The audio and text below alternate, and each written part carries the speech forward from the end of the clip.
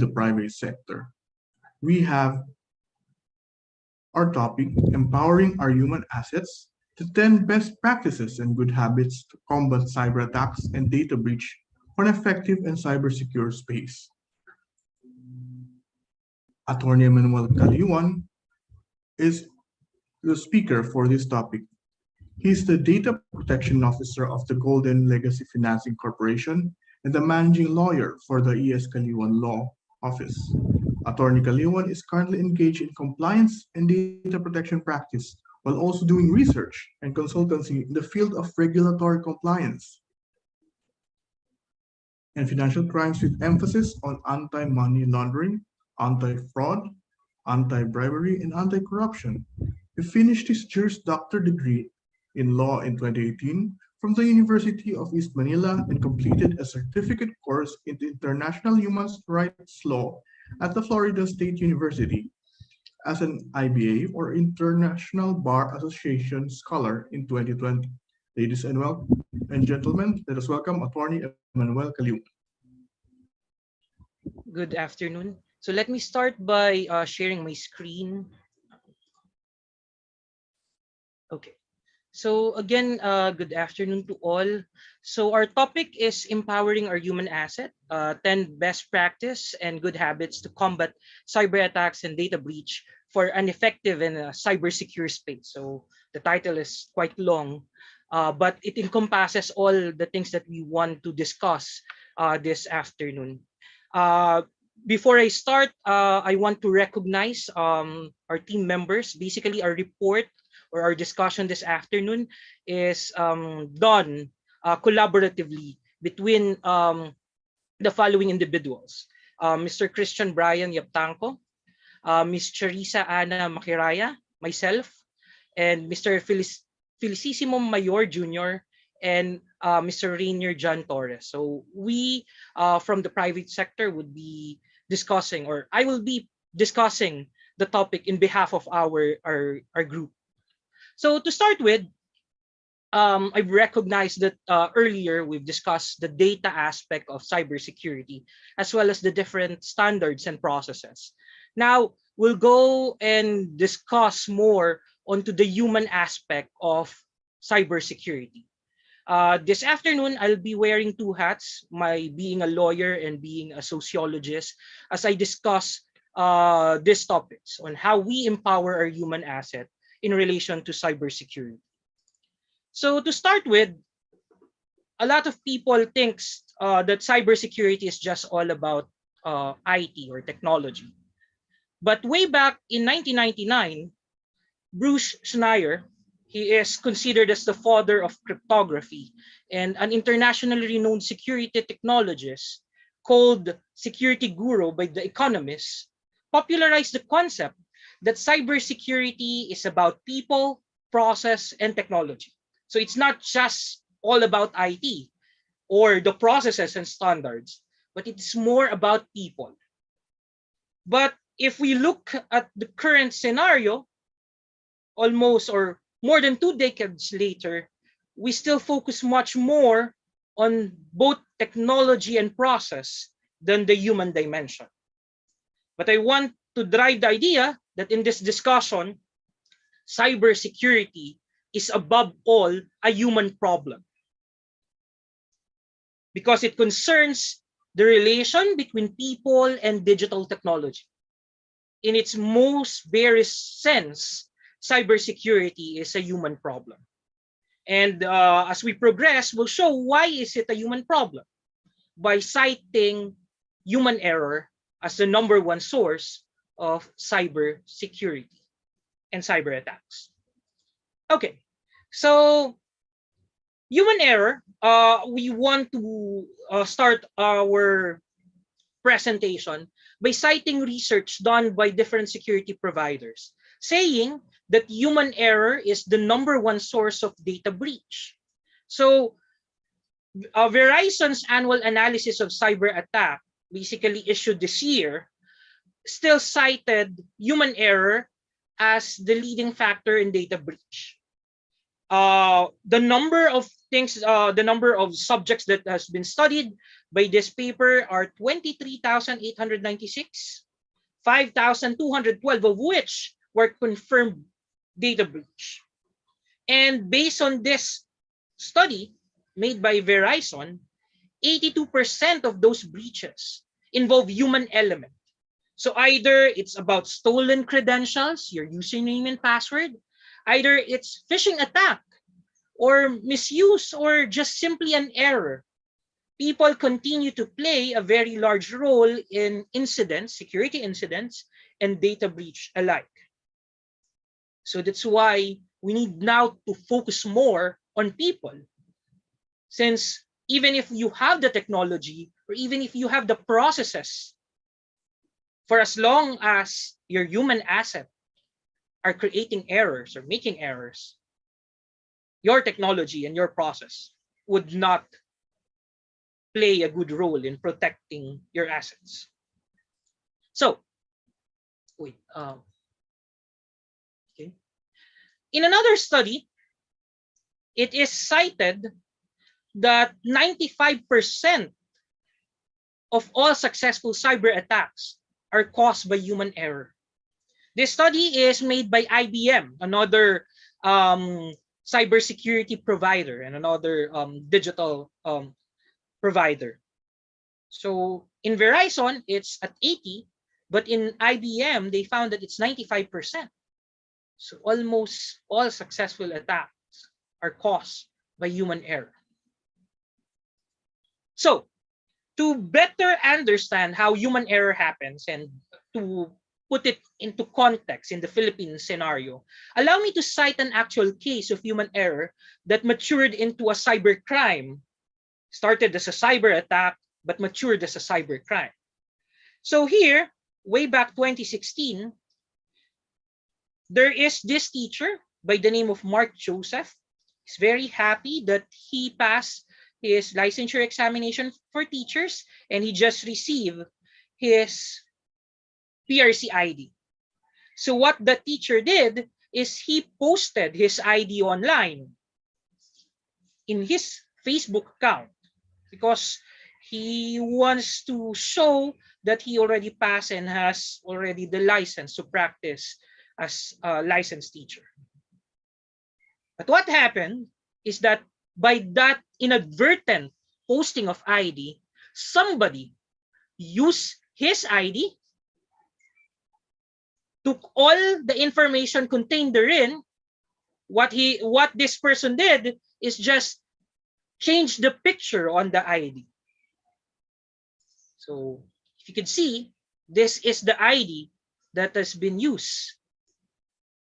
And that person filed a loan with 3 banks, and the loan amounts to 800,000. So the suspect, as shown in this photo, as mentioned earlier, got a clear copy of Mark's official government ID, which is the PRC ID.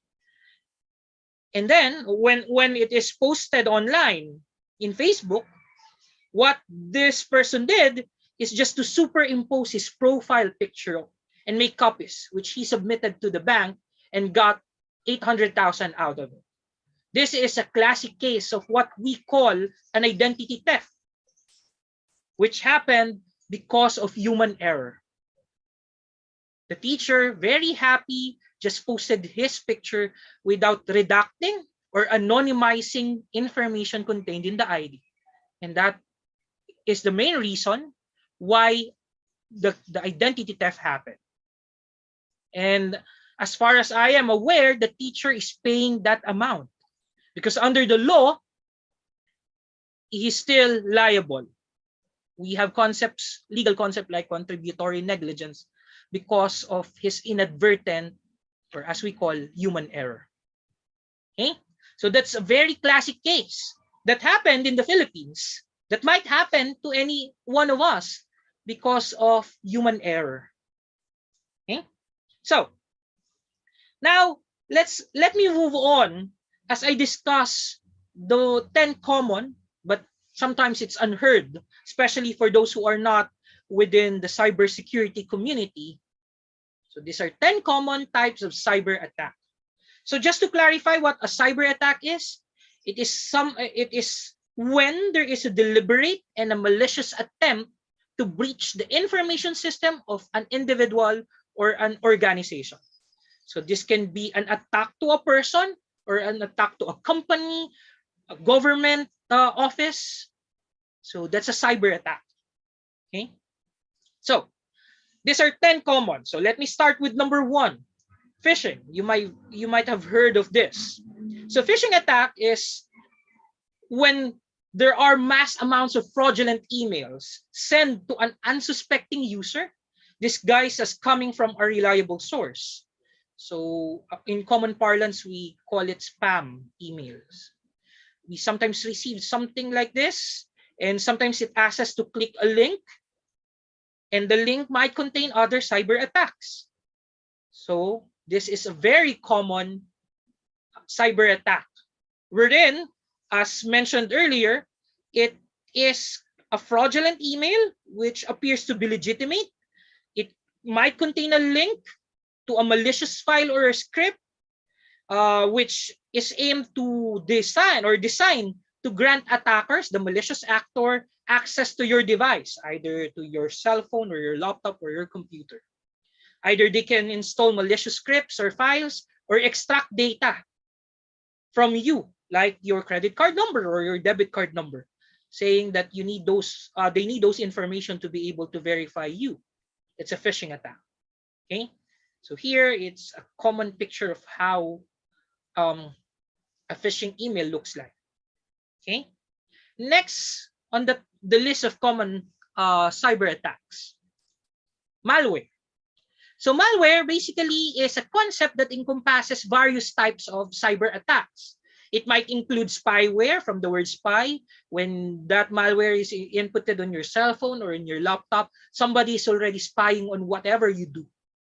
It might also contain virus or worms, which basically extract information. Malware uses vulnerability to breach a network when a user clicks a planted dangerous link. So again, this might be caused by human error. You just click something, a link or an email attachment, and with a malware attack would happen. Okay. Third, man in the middle attack, or MITM. Basically, this occurs when an attacker intercepts a two-party transaction. So our idea of communication is that it's a two-party, one from point A to point B. This type of attack inserts him in the middle. That's why the concept man in the middle. So inserting that malicious actor in the middle, from their cyber attackers can steal and manipulate data by interrupting traffic. So how can this happen? Say you are in a mall and you want to connect to a free Wi-Fi. A free Wi-Fi might be a man in the middle attack. Say as if it is a correct Wi-Fi or router connector. Say SM, you go to SM and you see SM free Wi-Fi. It's possible that it is also a man in the middle attack. So again, human error, because you want to connect to the internet, you look for a free Wi-Fi, and then this attack happens. So we are on the third. Fourth, denial of service or DOS attack. So it is again an attack wherein your system is flooded by requests, your system, servers, and networks. And this request, this form of traffic, overload your resources and bandwidth. And because of that, you cannot anymore open a certain website or a certain file because of this attack. And again, this happens when a certain link or a malicious link has been opened.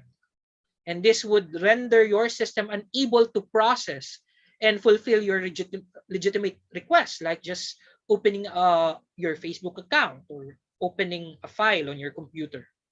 Okay. There is a larger form of attack. We call it DDoS, or the distributed denial of service attack, wherein zombie computers are being used to attack your server so that you won't be able to use it. That also happens because of human error. SQL injection. So again, SQL injection is another common attack that might be unheard of by some. This is when attackers insert malicious code into the server using server query language or SQL, forcing the server to deliver protected information. So basically, this type of attack, as shown in the picture, malicious code are being sent into your server, and because of that, you won't be able to open your server or any website that you want to open. So this is again a problematic. It denies you access. So remember, in cybersecurity, we always revolve on the CIA triad, the confidentiality, integrity, and availability. So when you cannot open a certain web page when you need it, that's a problem on availability because of SQL injection. That again happens because of human error. When you click something and that something allows a malicious actor to enter your system. Okay. Number 6 is a zero-day exploit. Again, a common attack but might be unheard of. When you say a zero-day exploit, it happens when there is a network vulnerability. All of us use systems and software that sometimes are not updated. When your system is not updated, that can be attacked once the security systems that must be included on the software is not updated. Like way back, there is what we call a case of PETIA and non-PETIA. These are malware attacks when we transition from Windows 10, from Windows 8 to Windows 10. And if you're using older Windows, basically when you did not update it, that's a zero-day exploit. Okay, so there exists, as shown in the picture, a security flow exists, but it's unknown to the developer, making it vulnerable to attack. So developer are the one who creates your software. Sometimes they are not really aware that there are security flow. So a hacker discovers that vulnerability, he exploited by malware injection like the PETIA and non-PETIA attack that basically left some big banks in the United States not able to perform their function. And if your bank is not working, your system in the bank is not working, definitely your money inside the bank is at peril, whether or not you can still use it because it might be transferred to a different user. So that's number 3, cyber attack ensues. And that's the only time that a developer detects it. It's already a zero-day exploit. Okay. Number 7, password attack. So all of us are using username and password. So these are something that we are all aware. When your password is not that strong, somebody can crack it and can gain access to your system, gain entry to confidential or critical data or system, and manipulate it or control it. So that's why password is very important. But the thing is, most of cyber attacks happen because people are not securing their password. Okay. So number 8, we're almost done with the 10 common type of cyber attacks. Then we'll go to the 10 things that we need to do to prevent these cyber attacks. Okay, next are cross-site scripting. So cross-site scripting happens when there are malicious scripts put into the content of a website. So this malicious code joins the dynamic content that is sent to the victim's browser. So how does this happen? Basically, you think that you are searching, your bank account, but as a matter of fact, they changed the script and you would be diverted to a malicious website. Now you enter your username and password as if thinking that that is your bank account, online bank account.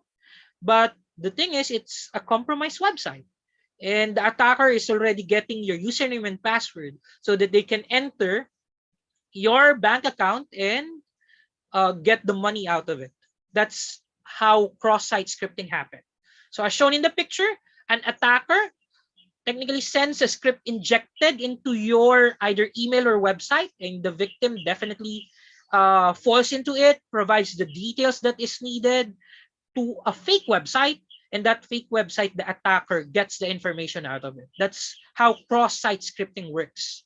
Okay, and this is what happened with the case of land bank. No, teachers being uh, cyber attack, wherein their hard earned money in land bank. This is reported, if you're familiar, just last year and early this year. So that's a form of a cross-site scripting. Again, this happens because of human error.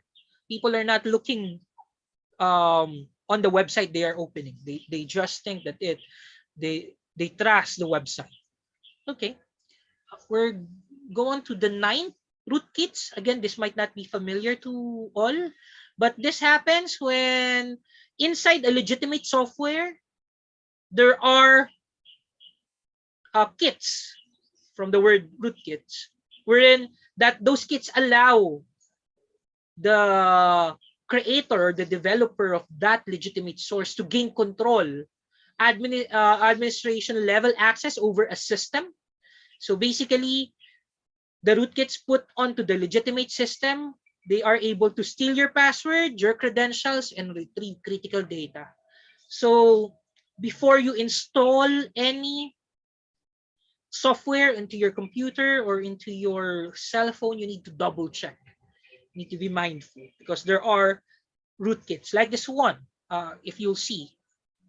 So it's a malware as shown in this process hacker. So you check the Windows Task Manager so that you would be able to see what are the commands in the software that you are installing. And lastly, we've entered what they call, the security practitioners call, the Internet of Things, wherein all of our devices are already interconnected. And because of this interconnectedness, it makes it possible for attackers to breach an entry point and use it as a gate to exploit other devices in the network. So that's an Internet of Things attack. Like this picture has shown, basically, if they are able to enter, say, an IoT-enabled home, they would be able to access IoT-enabled factories and shut down the factory if the company would not pay a ransom. That's an Internet of Things attack. Because of the interconnectedness of everything, one single point of entry would be able to allow you to gain access to other entry. Say, if you have a CCTV that is not protected, that CCTV is interconnected to your system, to your computer, to your intranet. And if they are able to gain access from your CCTV, they would be able to gain access to your other systems that is connected to that CCTV. That is what we call the Internet of Things. Okay, so those are the 10 common cyber attacks that happens, again, because of human errors. So how do we combat this rising cyber attacks? Earlier, 95% of cyber attacks happen because of human error, after which I provided the 10 most common cyber attacks. How can we now combat those rising cyber attacks? Our answer as a group is we need to apply best practice and good habit so that we would be able to combat. So we are in the middle of a battle, and that's why we need to have best practice and good habits. So in this slide, basically there are 15. This is taken from a reputable cybersecurity webpage, but we will reiterate this as well on the 10 that we are proposing. Okay, so there are top 15 cybersecurity best practice. I will not dwell on this. This would be available after this discussion. You can browse into this. But my presentation would dwell on the 10 best practice and good habits to combat cyber attacks and data breach for an effective and cyber secure space. So staying protected from cyber attacks is challenging. It's difficult, especially when cyber criminals are persistently looking for new ways to expose your security risks. And that's why we need to invest into people and empower them by providing them best practice. So let me now proceed on the discussion of this 10 best practice. To start with, number one, avoid opening suspicious email or emails with unknown sender.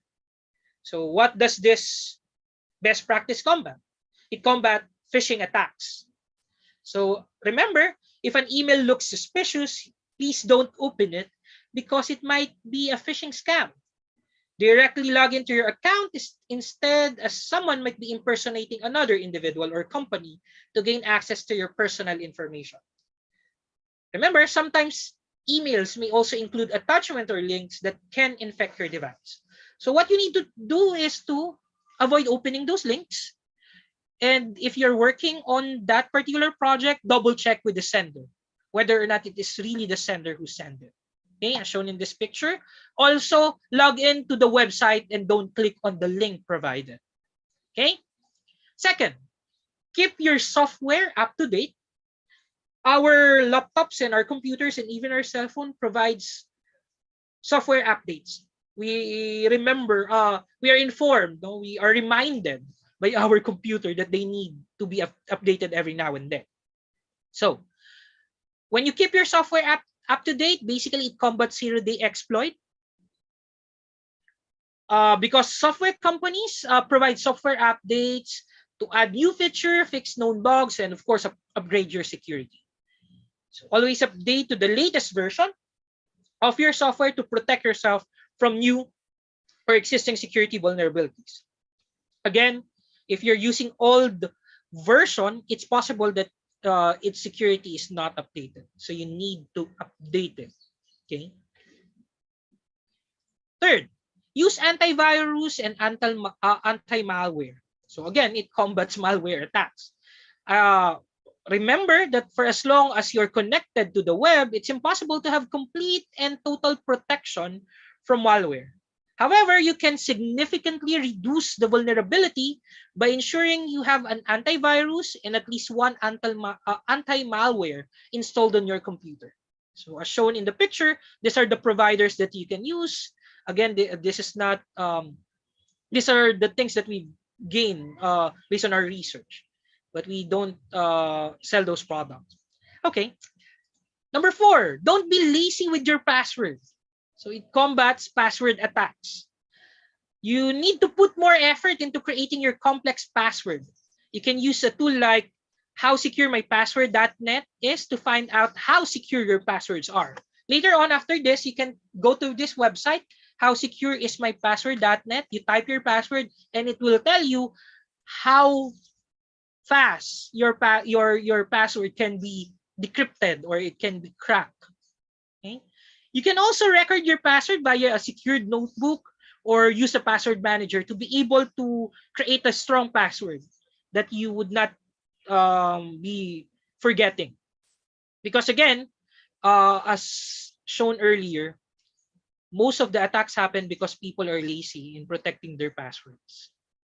Either your password is password 123456, or it's your name or your birthday. Basically, those can easily be cracked just by searching into your identity, say your Facebook account.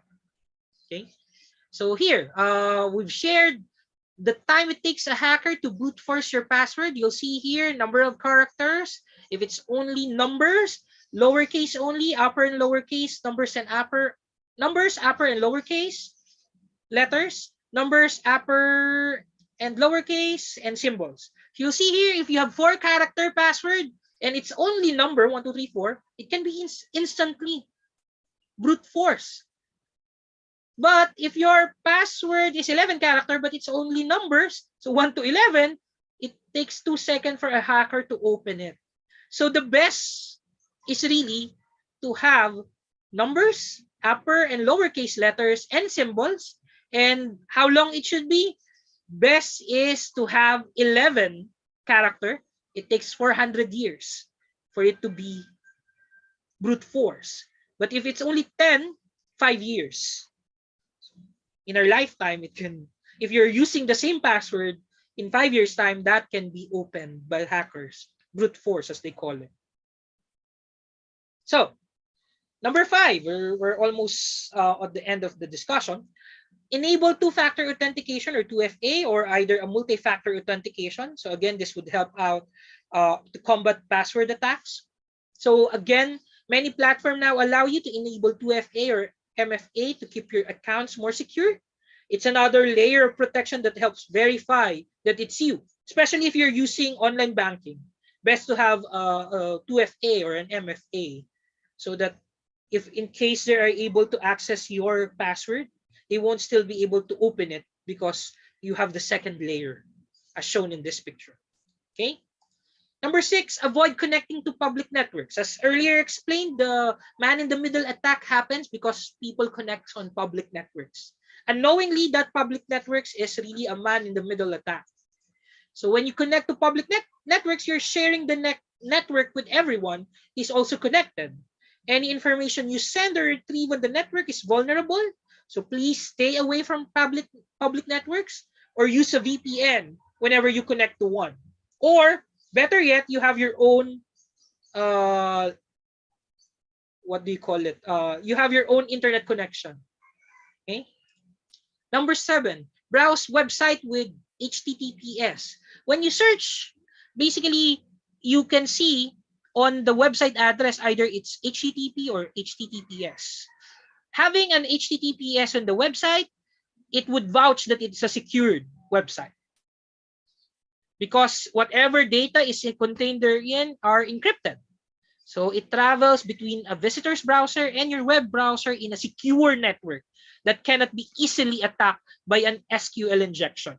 So as shown here, an HTTP is not secure. Always look at an HTTPS web address. Okay. Number 8, invest in security upgrades. So all common cyber attacks can be answered by this. So again, you try to invest in security upgrades when they are available. It's better to eat the cost of security than pay the consequence of a security breach, especially if you are working on a large and a very sensitive data. Definitely you need to have a security upgrade, or else you can be attacked. Once you are attacked, you can pay a ransom or you are fined by the National Privacy Commission and by other regulators. Say if you're part of BSP, SEC, or IC, Insurance Commission. Okay, number 9, backup important data. So again, it's reminded that if you're working on certain documents or records, you need to back up those data to combat denial of service attack. Okay, so the backup would serve or help you restore your data once it is lost. So the CIA triangle, confidentiality, integrity, and availability would be helped by a backup of those data. And lastly, we need to always train our employees and have them a routine awareness. So it answers all common cyber attacks because training empower your people, empower the different personnel or employee within your company. So on my part, we have a new employee orientation for new employees. We always have a data privacy briefing, an annual data privacy review, and a certification course within our company. All of our employees are required and mandated to attend.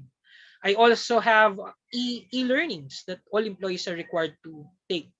And these e-learnings take about 10 to 15 minutes so that it would not eat up the time of the different employees within the company. Okay, so in conclusion, basically I've presented the 10 best practice to combat the 10 common cyber attacks. But remember, the complexity and variety of cyber attacks are ever increasing. It might not be included on the 10 common I presented earlier, but it might happen in the near future. Because again, there are different type of attack for every nefarious purpose. While cybersecurity prevention measures differ for each type of attack, good security practice and basic IT hygiene are generally good at mitigating these attacks. So your technology, the one that you're using right now, might not be able to protect you if your employee are not given good security practice and IT hygienes that would help them out. So here are the reference that we use for the presentation. And to end, you need to end this discussion, allow me to ask question by sharing this, no? Something to ponder. How do you expose your personal information? So look at this, a Facebook page containing all of your personal information, your address, your website, your birthday, and so on. Or your other information shared in online, as we call it, digital footprints. Or this, a lot of information is shared online, tons of digital footprints that can be used to cyber attack you. And that's the end of my discussion. Again, thank you for your time, and I'll be glad to take in questions after this. Thank you.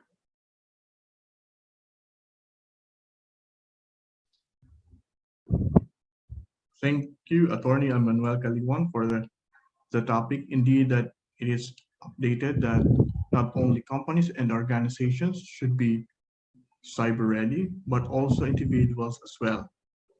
So if you haven't have 10 lines, this would be given by Mr. Danilo